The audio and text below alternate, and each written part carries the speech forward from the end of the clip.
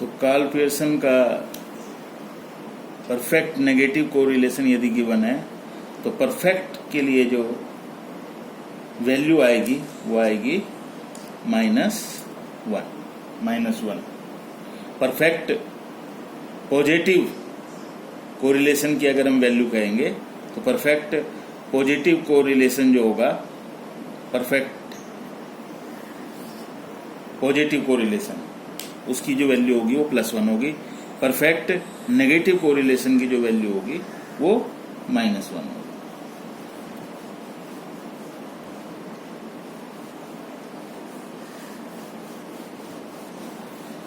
Next MCQ को लेकर के चलते हैं। If sum of the product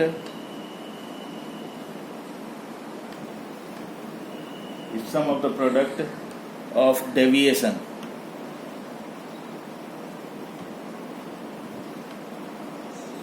deviations of X and Y series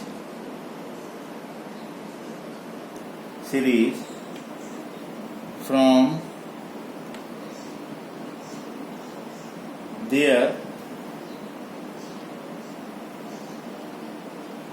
actual mean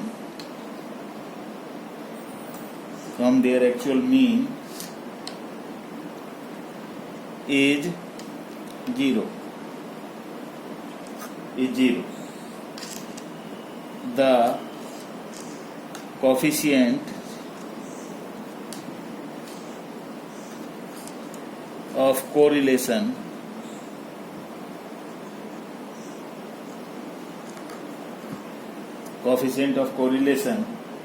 shall be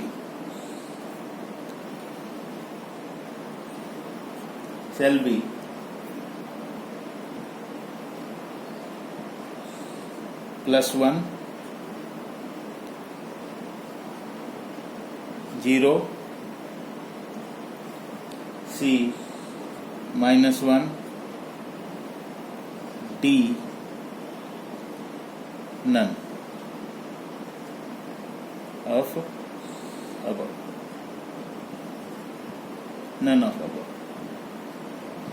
If sum of the product of deviations of X and Y series from their actual mean, यानी कि जो X बार हमने calculate किया होगा X series का और जो Y series हमारे को गिवन होगी उससे हमने Y बार को कैलकुलेट किया होगा। तो जब हम डेविएशन उनसे कैलकुलेट करेंगे एक्चुअल मीन से, तो जो हमारा वैल्यू आएगी वो क्या आ जाएगी, 0। और उसके बेस पर जब हम कोफिशिएंट ऑफ कोरिलेशन निकालेंगे तो या तो वो +1 होगा या -1 होगा या 0 होगा या नन ऑफ द अबव। तो इसका जो करेक्ट आंसर है वो आएगा आपका 0। जब भी हम एक्चुअल मीन से, if sum of the product of deviation of X and Y series from their actual means is 0, जो प्रोडक्ट है उन प्रोडक्ट का जो टोटल आया है वो 0 आ जाएगा, जिसको कि हम सिग्मा dx dy के नाम से जानते हैं। सिग्मा dx dy अगर हमारा 0 है तो जब हम इसको फार्मूले में फीड करेंगे, फार्मूले में लगाएंगे, सिग्मा dx dy जो है 0 आ रहा है, तो इसका मतलब उसके बेस पर जो भी कोरिलेशन हम कैलकुलेट करेंगे वो कोरिलेशन हमारा 0 आएगा। उसको हम 0 से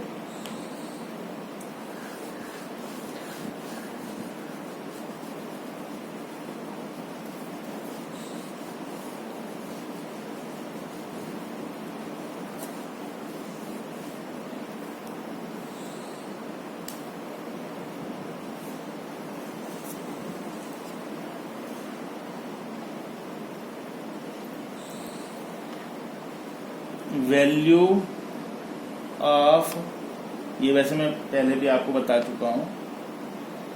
value of Karl Pearson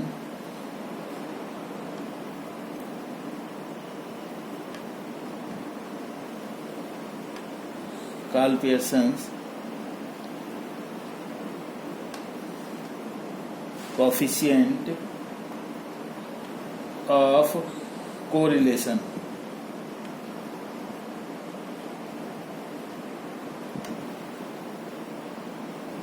lies in between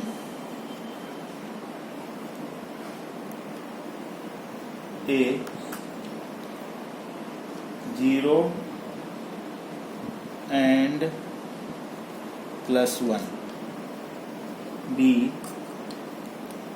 0 and -1, C -1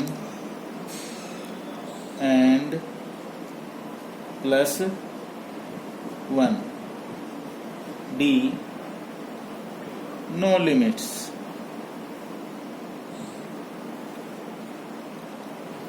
no limits.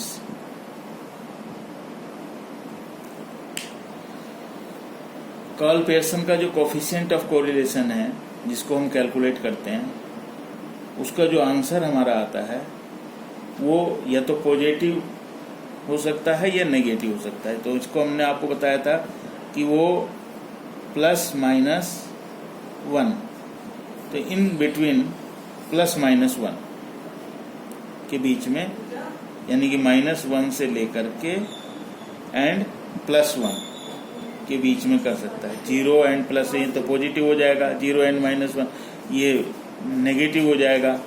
ठीक है, कोई लिमिट्स नहीं, लिमिट्स हैं क्योंकि उसका जो आंसर है आपका वो +-1, यानी कि बिटवीन -1 से लेकर के प्लस के +1 तक के बीच में ही उसका जो आंसर है वो आंसर आपका आएगा।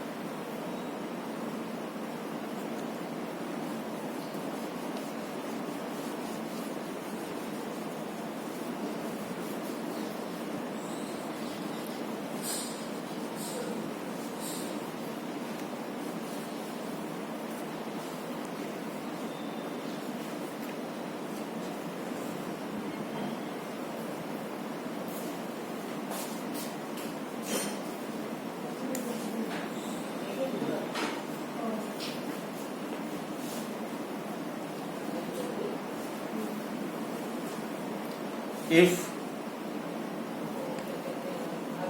in two series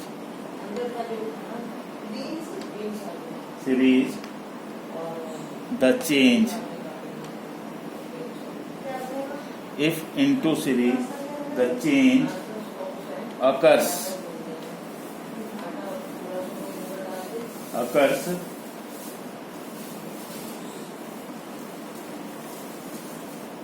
in same direction,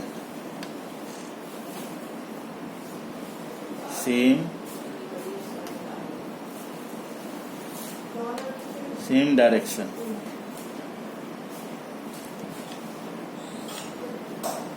either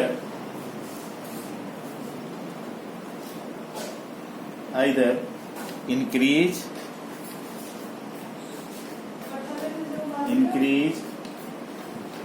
or decrease,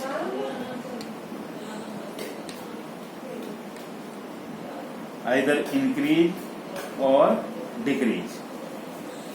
अगर जो हमारे को दो सीरीज दी हुई है, जो दो वेरिएबल्स दिए हुए हैं जिनके बीच में हम कोरिलेशन कैलकुलेट कर रहे हैं, अगर उन सीरीज में जो चेंज होता है वो सेम डायरेक्शन में, यानी कि या तो वो इंक्रीज हो रहा है या डिक्रीज हो रहा है सेम उसमें, तो उसका जो हम कोरिलेशन कैलकुलेट करेंगे वो नेगेटिव आएगा।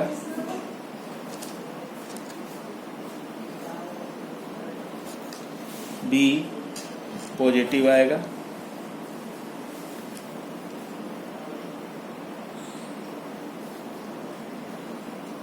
सी 0 आएगा, और डी नन ऑफ दीज, इनमें से कोई नहीं। अगर सेम डायरेक्शन में गिवन जो वेरिएबल्स हैं, या तो वो इंक्रीज हो या डिक्रीज हो, उनके बीच में यदि कोरिलेशन जो है वो कैलकुलेट किया जाता है, तो उनके बीच में पॉजिटिव कोरिलेशन आता है, यानी कि जो उसमें कोरिलेशन हम कैलकुलेट करेंगे वो प्लस, यानी कि उसका जो साइन डिनोट करके आएगा वो पॉजिटिव में आएगा। लेकिन ये क्लियर होना चाहिए कि जो दोनों वेरिएबल्स हैं उनमें जो चेंज हो रहा है वो चेंज या तो दोनों बढ़ रहे होंगे या दोनों घट रहे होंगे, आइदर इंक्रीज और आइदर डिक्रीज। अगर दोनों बढ़ रहे हैं तो भी और दोनों घट रहे हैं तब भी, यदि हम उनको कैलकुलेट करेंगे तो इसका मतलब उनमें जो कोरिलेशन आएगा वो कोरिलेशन पॉजिटिव कोरिलेशन के रूप में आएगा। एक और एमसीक्यू को डिस्कस कर लेते हैं आपके साथ में।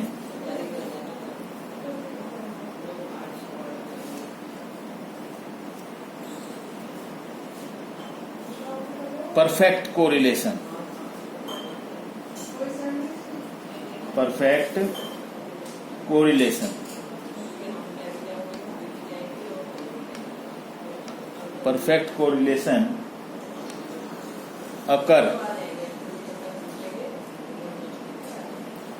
occur when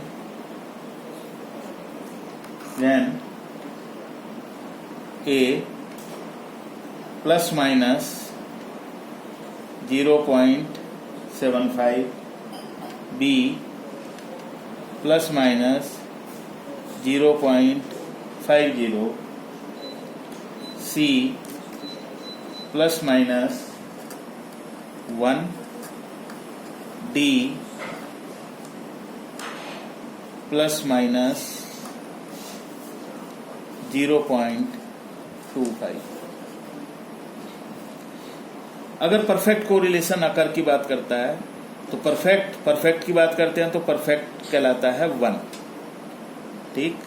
तो -1 से लेकर के +1, तो परफेक्ट होगा या तो -1 या +1, यानी कि इसका जो ये आंसर है वो कहलाएगा +-1, यानी कि या तो +1 होगा आंसर या +1 या -1, कंप्लीट परफेक्ट। अगर वो 1 से कम हो जाएगा तो वो फिर परफेक्ट की कैटेगरी में नहीं आएगा, भले ही वो प्लस में हो या माइनस में हो। तो परफेक्ट कोरिलेशन अगर हम परफेक्ट कोरिलेशन की बात करते हैं, नेगेटिव और पॉजिटिव को छोड़ देते हैं, तो उसकी जो वैल्यू होनी चाहिए वो वैल्यू 1 होनी चाहिए, भले ही वो प्लस में हो या माइनस में हो, पॉजिटिव हो या नेगेटिव हो, लेकिन वो कंप्लीट परफेक्ट वैल्यू 1 के रूप में होगी। तो इस तरह से ये जो हमने आज कुछ क्वेश्चंस को जो कि हमारे कोरिलेशन से रिलेटेड थे उनको आज हमने आपसे डिस्कस किया एमसीक्यू के बारे में। कुछ और क्वेश्चंस जो एमसीक्यू के होंगे हम इसी तरह से आपके साथ डिस्कस करेंगे, तो कृपया इनकी तैयारी आप करते रहिएगा और परीक्षा की तैयारी आप कीजिएगा।